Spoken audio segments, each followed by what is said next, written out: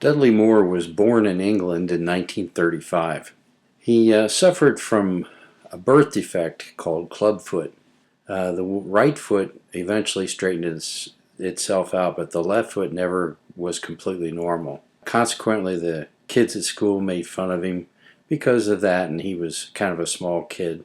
He was a child prodigy on the organ and piano, though, and he attended Magdalen College, Oxford, to study music. But he mostly liked jazz. He went to London after college to try to get an entertainment career in acting or playing music. He found success with the comedy review show Beyond the Fringe, and that's where he met the other comedian that he worked with later on, Peter Cook. They became a comedy duo in the 60s and 70s. They had a TV show in England on the BBC. It was called Not Only But Also, and a couple of popular characters they did were Pete and Dud. Peter Cook and Dudley Moore made movies too. They were in The Wrong Box, that was in 1966, and also Bedazzled in 1967. In the mid to late 70s, they put out some comedy albums that were pretty popular. But all during this time, Dudley continued to his career as a jazz musician, performing many concerts, and he even had his own trio.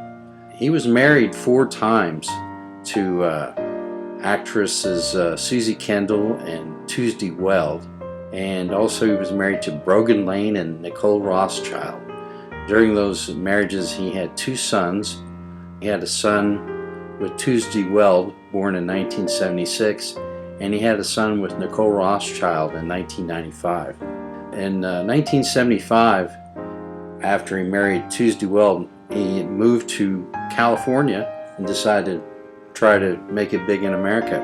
And he was in some movies. The first real notable movie he was in was Foul Play in 1978. That was the one with Goldie Hawn and Chevy Chase. Didn't have a big part in it, but it was, what he had was really good.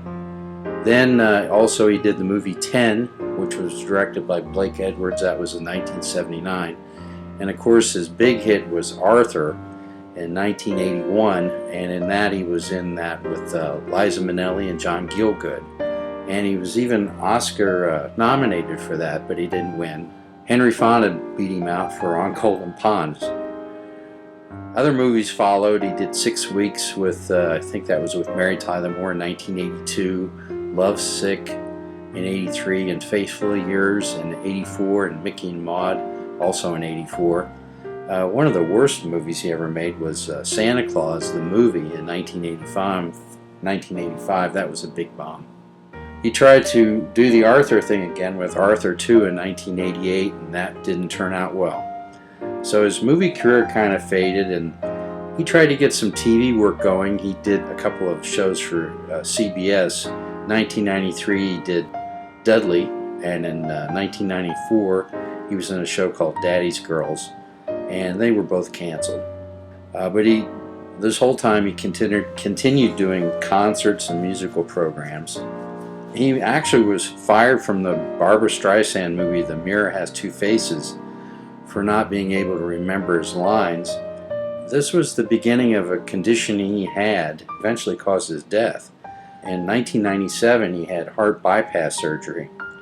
So he was not doing so well. His mind was failing him, and a lot of people thought he was doing drugs or he was drunk. But he actually had a condition that was later diagnosed as progressive supranuclear palsy. That was eventually the thing that caused the pneumonia that caused his death. Near the end of his life, he moved in with a friend of his who was a music critic and also a pianist.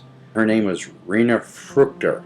Her and her husband had a house in Plainfield, New Jersey, and they took Dudley in. She had been friends with him for a few years, and so Dudley was actually living in their basement for a while. But after a time, this put a big stress on the Fruchter family, so he ended up buying the house next door to theirs. That's where he eventually died, in that home next door. But he did receive in 2001, he was awarded Commander of the Order of the British Empire, CBE, And he traveled to England to accept the award from Prince Charles, but this whole time he was in a wheelchair and he really couldn't speak. And then on the morning of March 27th, 2002, as I said earlier, because of pneumonia caused by the palsy, he died in Plainfield, New Jersey.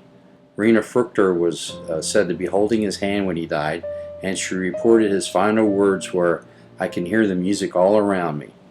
Moore was then buried at the Hillside Cemetery in Scotch Plains, New Jersey, which wasn't far from where he was living at the time. They have a beautiful memorial stone there for him. It's a sad story. He had a great talent, and he did come to a sad ending.